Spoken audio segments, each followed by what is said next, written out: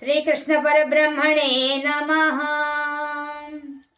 శ్రీమద్ భగవద్గీతలో ఈరోజు మనం 11వ అధ్యాయం నుండి విశ్వరూప సందర్శన యోగంలో 12-13 శ్లోకాల్లోని విశేషాంశాలు తెలుసుకుందాం.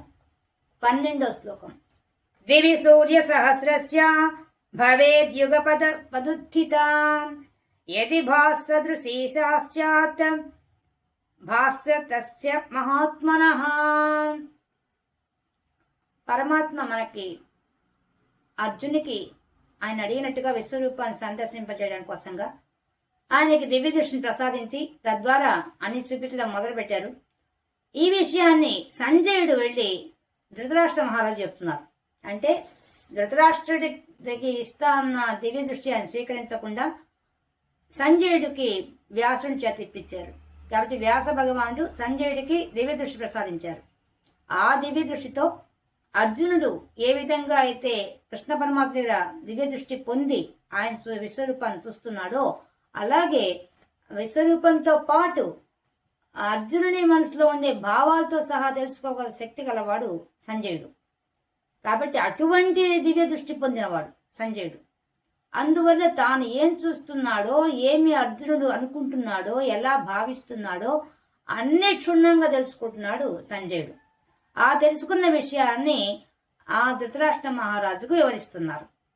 ముందు శ్లోకాల్లో మనకి చెప్పేశారు ఏమని, పరమాత్మే అనేక నయనాలతో, అనేక శిరస్సులతో, అనేకమైన రూపాలతో దర్శనమిచ్చారని చెప్పి అర్జునుడికి కనిపించాడని చెప్పారు.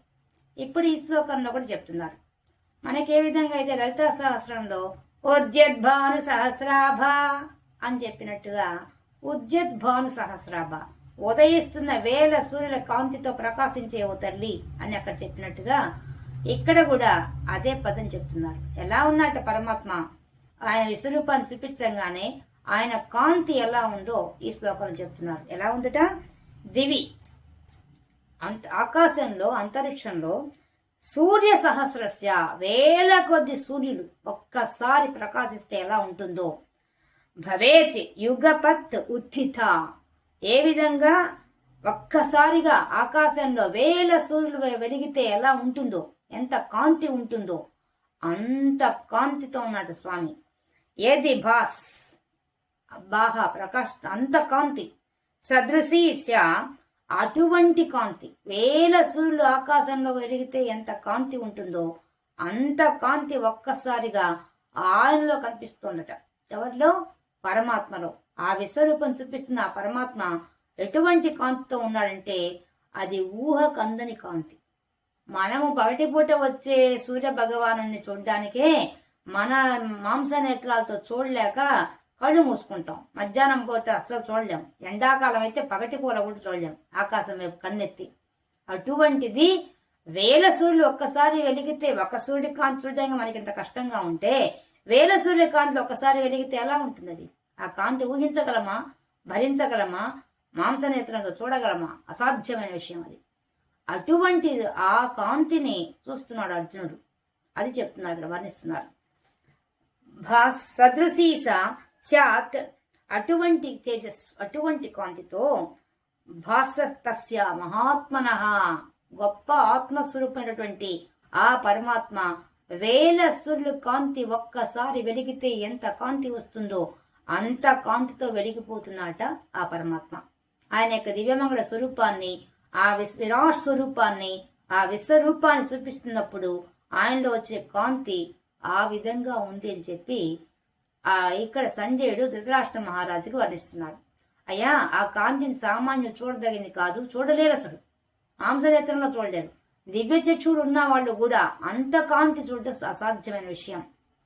మేము ఆయనకి ఇవ్వబడిందిగా సంజయుడికి, అయినా కూడా ఆయన చెప్తున్నాడు ఒక్కసారిగా వేల సూర్యులు ఒక్కసారి వెలిగితే ఎంత కాంతి వస్తుందో అంత కాంతితో ఆ దివ్యమాన స్వరూపం ప్రకాశిస్తోందయ్యా అని వర్ణిస్తున్నాడు. అంటే అర్జునుడు చూస్తున్నాడు ప్రత్యక్షంగా. అర్జునుడితో పాటు సంజయుడు కూడా చూస్తున్నాడు. అంటే దివ్య దృష్టి అయినా కూడా ఉందిగా, ఆయన కూడా చూస్తున్నాడు. అర్జునుడు చూసిన కాంతి ఏదుందో అదే కాంతి ఈయన చూస్తున్నాడు. చూసిన దాన్ని ధృతరాష్ట్ర మహారాజుకి చెప్తున్నారు. మనకు ఈ భగవద్గీతలో వీళ్ళతో పాటు చూసిన వాళ్ళు ఇంకొకరు ఉన్నారు. ఎవరు? ఆ అర్జునుడి యొక్క రథం మీద ఉన్నటువంటి కపిరాజు ఆ ఆంజనేయ స్వామి ఆయన కూడా దర్శిస్తాడు వీళ్ళతో పాటు. అది మనకు భగవద్గీత అంతా అయిన తర్వాత చివరిలో ఆయన చెప్తాడు, ఆంజనేయ స్వామి ఎగిరి దూకి నేను కూడా చూశాను స్వామి నీ రూపాన్ని చెప్తాడు. అవంతా ఇక్కడ ఉండవు, కానీ మనకు ఆంజనేయ స్వామి చరిత్రలో ఉంటుంది ఆ విషయం. ఆయన చెప్తాడు, నేను కూడా దర్శించాను నీ దివ్యమంగళ స్వరూపాన్ని, నీ కాంతిని. అంటే అట్లనా, మా యొక్క అనుమతి లేకుండా దర్శించి విన్నావు కాబట్టి దీని పైశాచిక భాషలో పోయి రచించమని చెప్పి భగవద్గీతను చెప్తాడు పరమాత్మ. కాబట్టి ఆ విధంగా ఆయన చూశాడు, చెప్తుంటే వింటూ ఈయన కూడా భావిస్తున్నాడు. ఎవరు? ధృతరాష్ట్రుడు. వాళ్ళతో పాటు మనం భావిస్తున్నాం. మనం భావించగలం కానీ దర్శించలేం. ఎందువల్ల మన మాంస నేత్రాలు తట్టుకోలేవు, మన ఊహకు కూడా అందదు. ఊహించడం కూడా చాలా కష్టమైన విషయం. ఎందుకంటే వేల సూర్యుల కాంతి అంటే సామాన్యం కాదు కదా, కాబట్టి మనం కూడా భావించలేము. కానీ చూసిన సంజయుడు మాత్రం వర్ణిస్తున్నాడు ఈ విధంగా ఈ శ్లోకం ద్వారా. తత్రైకస్థం జగత్కృష్ణం ప్రవిభక్తమనే కథ అపశ్య దేవదేవస్య శరీరే పాండవస్తదా. ఇంకా చెప్తున్నారు, పాండవుల్లో మధ్య ఉన్నటువంటి ఆ అర్జునుడు ఇంకా ఏం చూశాడు, ఎలా చూశాడు చెప్తున్నారు ఈ శ్లోకం ద్వారా. ఏం చూశాట? తత్రైకస్థం జగత్కృష్ణం, సమస్త జగత్తంతా కూడా ఆ విరాట్ స్వరూపంలో కనిపించినట. ఎవరికి? అర్జునుడికి. విశ్వమంతా విశ్వేశ్వరుడే ఉన్నాడు, ఆ విశ్వమంతా వచ్చి ఆయనలో ఉంది. విశ్వేశ్వరుడిలో విశ్వమంతా వచ్చి కూర్చోంది. అంటే బయట ఉండాల్సిందంతా ఆయన శరీరంలో కనిపిస్తోంది, ప్రత్యక్షంగా కనిపిస్తోంది ఆయనకి. కాబట్టి తత్రైకస్థం, అక్కడ అప్పుడు ఆ సమయంలో అంతా ఆ సమస్త జగత్తంతా ఒకే చోట ఉందా అన్నట్టుగా కనిపిస్తోంది ఆ భగవంతుడి యొక్క విశ్వరూపంలోనే. ప్రవిభక్తం అనేకధ, అనేకంగా ఉంది, వివిధ భాగాలుగా ఉంది, కానీ ఒక రూపంగా కనిపిస్తోంది. అనేక అంశాలు ఉన్నాయి, అన్ని ఒక రూపంలో కనిపిస్తున్నాయి.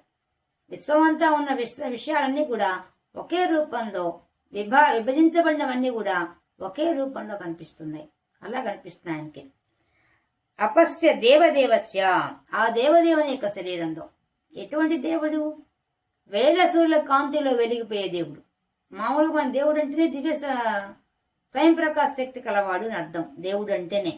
అటువంటి దేవదేవుడు అంటే వెలిగే వాటి కూడా వెలిగిచ్చేవాడు, సూర్యుడికి చంద్రుడు కూడా వెలిగిచ్చేవాడు. అటువంటి దేవదేవుడు మరియు వేల సూర్యుల యొక్క కాంతి వెలుగు గలవాడు. అంత కాంతి రాసి పోసినట్టుగా ఉంది అలాంటి వాడు. అట్లాంటి శరీరంలో సమస్త జగత్తును ఆయన ఎందుకు చూశాడు. అప్పుడు పాండవస్తదా, అప్పుడు అక్కడ ఆ అర్జునుడు అంటే అంతమంది యుద్ధరంగంలో అంతమంది ఎవరు చూడటం లేదు, ఎవరికి చూసే శక్తి లేదు. ఎందువల్ల అర్జునుడికి మాత్రమే దివ్య దృష్టి ఇవ్వబడింది, ఆయనతో పాటు సంజయుడికి ఇవ్వబడింది. కాబట్టి వాడిద్దరు చూస్తున్నారు. చూసిన దాన్ని యాక్టివ్గా చెప్తున్నాడు సంజయుడు. కాబట్టి ఆ ఒకే శరీరంలో వివిధ భాగాలుగా ఉన్న విశ్వమంతా కూడా ఆయన శరీరంలో కనిపిస్తోంది. వివిధ రూపాల్లో ఉండే కాంతికే కాంతి ఇచ్చేటువంటి ఆ కాంతి స్వరూపం, వేల సూర్యుల కాంతి స్వరూపం అంతా కూడా ఒకే దగ్గర కనిపిస్తోంది ఆ యొక్క అర్జునుడికి. అపశ్యత్ దేవదేవస్య శరీరే, అపశ్యత్ అంటే చూశాడు. ఎవరు? పాండవుడు. పాండవుల్లో మధ్యమైన అర్జునుడు ఆయన చూశాడు. పాండురాజు యొక్క కుమారుడు కాబట్టి ఆయన పాండవ అవుతున్నాడు. ఆయన దర్శించాట, చూచాట. ఏం చూశాడు? ఒకే శరీరంలో అనేకంగా ఉన్న అంశాలని, అనేక వివిధ విభాగాలుగా ఉన్న వాటన్నిటిని ఒకే రూపంలో దర్శించాట. అనేక వేల సూర్యుల కాంతితో ఉన్న ఆ రూపాన్ని ఆ అర్జునుడు దర్శించాడు అనే విషయాన్ని ఆ ధృతరాష్ట్రుడికి సంజయుడు చెప్తున్నాడు. చూడండి ఎంత గొప్ప విషయం అది. మనకే విశ్వంలోనే ఎన్నో వేరియేషన్స్ ఉన్నాయి, ఎన్నో జాతులు, ఎన్నో. ఒక వృక్ష జాతి తీసుకుంటే అనేక వృక్షాలు, ఒక వృక్ష జాతినే కొన్ని కోట్లుంటాయి. అట్లాంటివన్నీ కలిసి ఒక రూపంలో కనిపిస్తున్నాయి. ఏ జాతి తీసుకున్నా, ఇప్పుడు చిన్న పురుగు తీసుకుంటే అవి కూడా కొన్ని కోట్లు ఉంటాయి, అవన్నీ ఒక రూపంలో కనిపిస్తున్నాయి. అంటే విభాగాలుగా ఉన్నాయి కానీ ఒక రూపంలో కనిపిస్తున్నాయి. ఎవరి రూపంలో? ఆ విశ్వరూపంలో కనిపిస్తున్నాయి, ఆయన శరీరంలో కనిపిస్తున్నాయి. అవన్నీ అనిపిస్తోందంటే ఎంత పెద్ద శరీరం అది! ఓ కంతుందా అంటే కొన్ని ఏది తీసుకొని మన ఇంట్లో చిన్న కాకురోజు తీసుకో, కాకురోజు కొన్ని కోట్లు ఉంటాయి అవి.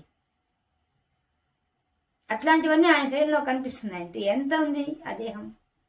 ఒక జాతి ఏ జాతి తీసుకున్నా కూడా మనకి అన్ని కొన్ని కోట్లలో ఉంటాయి. నెంబర్ ఊహించలేము. మన చుట్టూ ఉన్న ప్రకృతిలో ఉండే వాటిని మనం ఊహించలేనప్పుడు విభాగాలుగా ఉన్నాయి. అదే చెప్పింది ఆయన. ప్రవిభక్త, విభాగాలుగా వేరువేరుగా విభక్తులుగా ఉన్నాయి. అలాంటివే అనేకంగా ఉన్నాయి. అనేకంగా ఉండే వాటిని ఒక్క రూపంలో చూస్తున్నాడు, ఒకే శరీరంలో చూస్తున్నాడు ఆయన. ఏమాత్రం మనకు ఒక అంతుంది ఆ విషయం? అస్సలు అన్నది.